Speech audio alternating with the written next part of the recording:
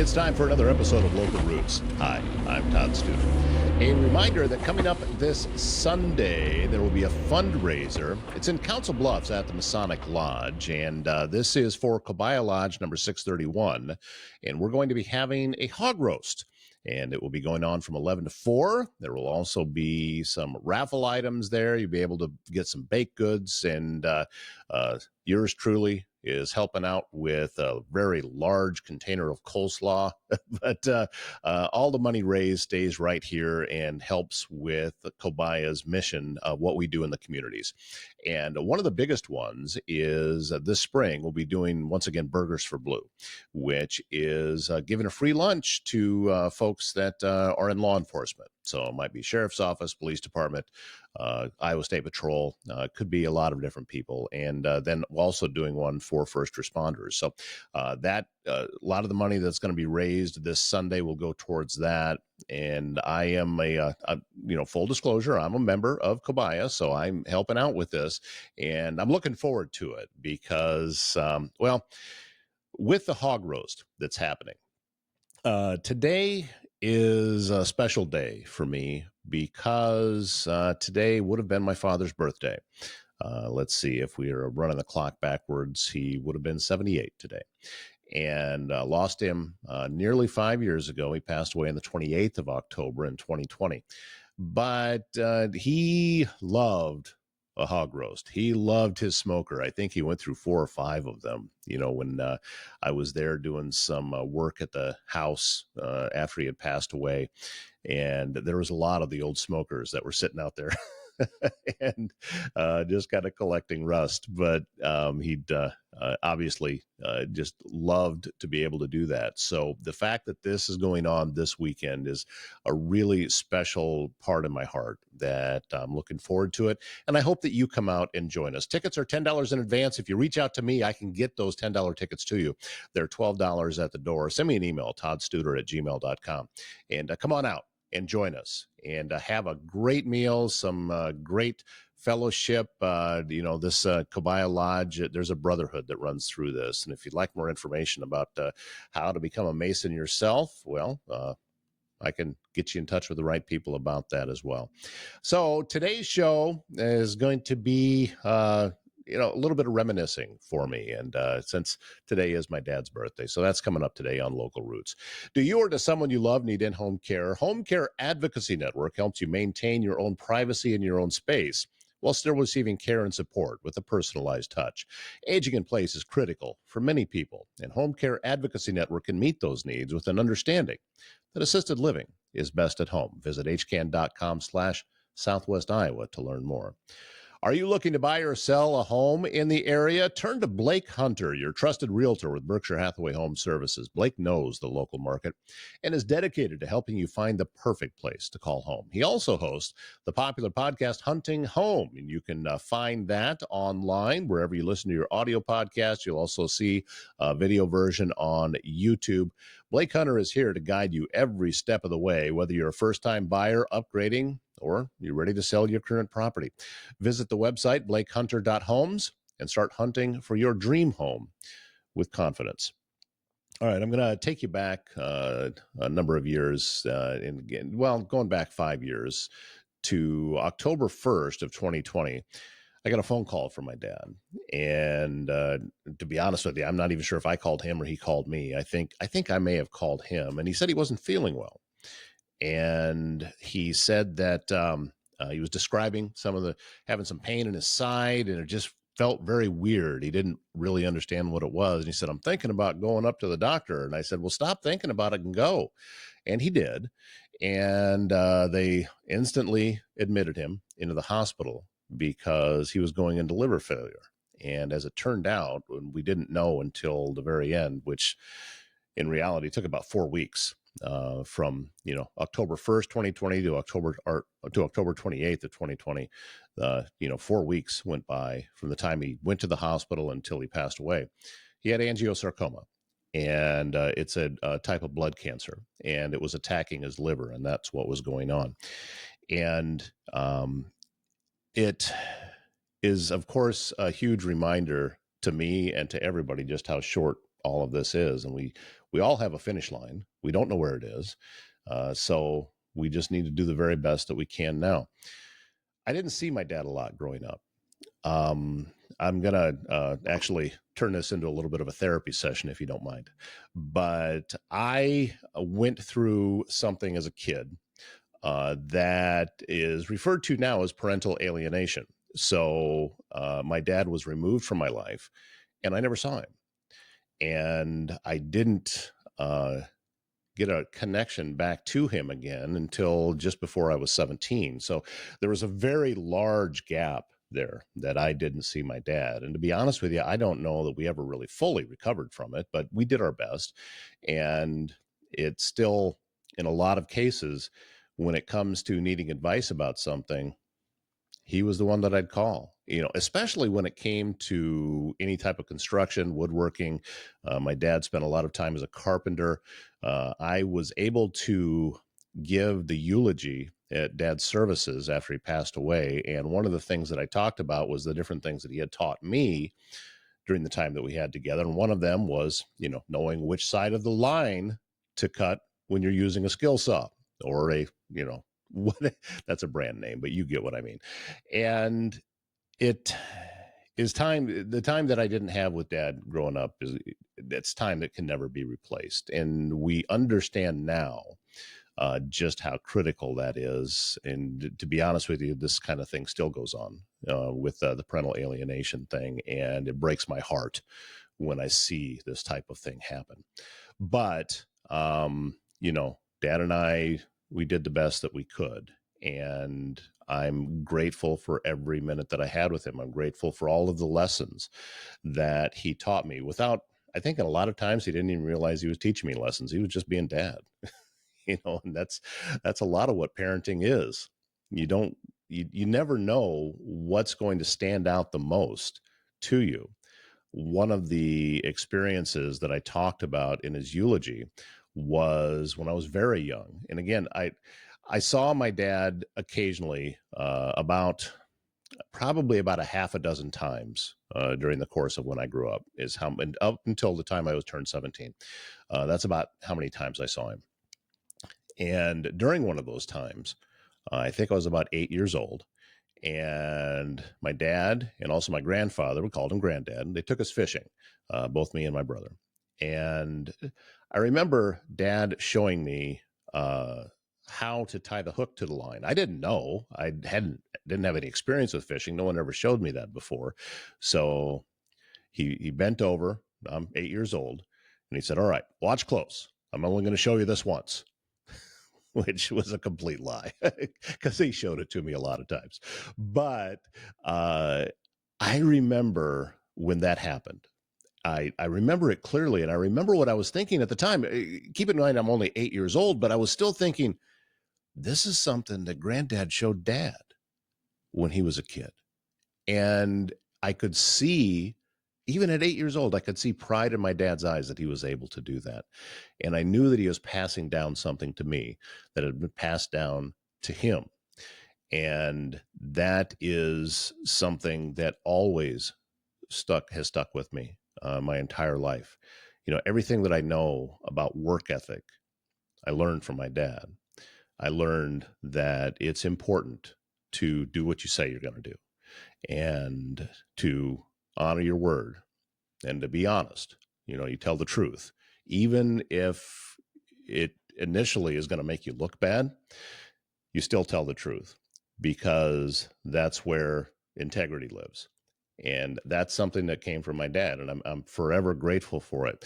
I used to go out and play golf with him. Another lesson he told me was keep your head down when on your backswing. Don't be looking around. You got to keep your eye right on that ball, looking at it, keep it down all the way through contact. But I only beat him one time when we played, and it was just on a par 3 course. It wasn't even a full golf course. Other than that, I never beat him. All the way up until we had played, let's see, must have probably about 6 months before he passed was the last time that we played. So at that point, he was already 72, and he's still, I could keep up, but I just couldn't beat him. It was just one of those things. And I actually am happy for that now. I'm glad for that memory.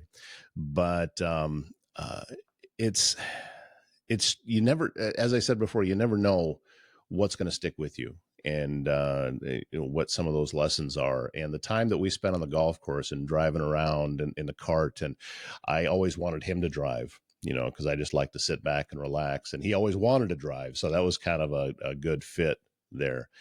And I also remember the time that dad could be a bit of a hothead. And after I was both my brother and I were adults, we were golfing, and this is I can't believe I'm telling this story, but we were down on a green, and my brother had one of those stand-up putters. Do you remember these things? You could actually stand them, and they would sit flat on the green. And he was playing around and just kind of goofing off, and he got down, and he's pushing, just getting the putter all lined up correctly, just kind of making a joke. And there was some guys that were up on the tee box up on the hill, and I don't think they realized how well the sound was carrying. And they said they were like insulting my brother about being down there doing it, calling him names, saying if you get off the green, maybe we could tee off, and that kind of thing. And dad didn't say anything, and my brother didn't say anything, but we all heard it. And then, so we finished up and went up to the next tee. And then those guys all teed off because it was a par 3, and they came down, and then dad picked up his driver and he just started walking over towards them. And my brother sees it, and he goes, do we need to go help him? And I said, nah, let's just wait and see what happens. And nothing happened other than dad letting them know that he was very serious. That's uncalled for. You're not going to do that. And if you want to escalate this, we can do it right now. But that's, it's probably best that you don't. And that was the end of it. And but that was my dad, fiercely protective of his kids. And I am, as I said, I'm very grateful that I got the time that I did with him. Moral of all of this is enjoy that time while you can, and remember that you just never know. And it's very much on my mind this week with the fact that today is his birthday, and also that we have that hog roast coming up with the Masons this weekend. This group of guys with Cobia Lodge have really given me something back into my life that I haven't had since dad passed. And that is a kind of a fraternal feeling, being around men that a lot of the men that are there are retirement age, and I can look to them for advice. I look to them for guidance, and they're very happy to give it. It's a true brotherhood that's going on there at the lodge, and I'm very honored to be a part of it. So thank you guys very much for that. And a lot of times when I start one of these things, and especially when I'm doing interviews, I show people that, I'll hold up a blank sheet of paper and I say, look, I don't prepare questions. And sometimes I don't even really prepare when I'm doing one of these solo, much the way that I am now. I knew I wanted to talk about dad today, but it's specifically in the stories that I was going to talk about, I don't really know. Back when he was still in the hospital, he was just, we were only going to have him for a couple of more weeks. We didn't know that at the time. And at the time, we had been planning a road trip. We were going to be doing a Route 66 road trip, as much as you can. A lot of Route 66 is gone now, but we were going to follow it along as far as we could. And dad asked me while he was there in the hospital, he said, hey, when we do that, can we stop by Bloomfield, New Mexico? And he had grown up in Bloomfield. A lot of his childhood was spent in Bloomfield. He helped his parents build a house there. My grandparents used to run a cafe there, from what I understand, even though I was never, I never knew them when they lived there. I wasn't old enough. I wasn't even born yet. But So he asked if we could go to Bloomfield, and it wasn't on Route 66. It's a lot farther north. It's actually up pretty close to the Four Corners region. And I was excited about him thinking about something in the future because I think at some level Dad knew what was happening and he was just really down. So talking about the future, yeah, Dad, let's do that. Let's go and do that. And then after he passed, I quickly made the decision, because Dad had always said he wanted to be cremated, that I was going to take part of Dad's ashes to Bloomfield. And I was able to do that a couple of years ago. And that was my first experience ever having been there. I spoke with a gentleman. I ended up camping, believe it or not, while I was there. And I took all my camping gear down, and it was a private campsite, and a gentleman that owned it was helping me set up. And I told him why I was there. And he, as I was explaining the history with my dad and my grandparents there in Bloomfield, he said, "Wow, it sounds like you really have a lot of roots here." And I thought, I do. And I felt a connection to that community that I wasn't anticipating. And just because I knew that, once upon a time, a whole lot of years ago, my dad was running around on these same streets. So I was able to do that, and was able to leave part of Dad's ashes there outside of Bloomfield. It wasn't actually in town, but it was a cathartic experience that I had, and I was glad that I was able to do it, and in some way get Dad back to Bloomfield. So that's what happened there. So again, today's episode, just Todd reminiscing a little bit about his dad, because I don't have him anymore. That I saw Steve Harvey give an interview one time where he talked about that your dad is really the only person that truly wants you to be better than he was. And I never really thought of it that way, but it's true.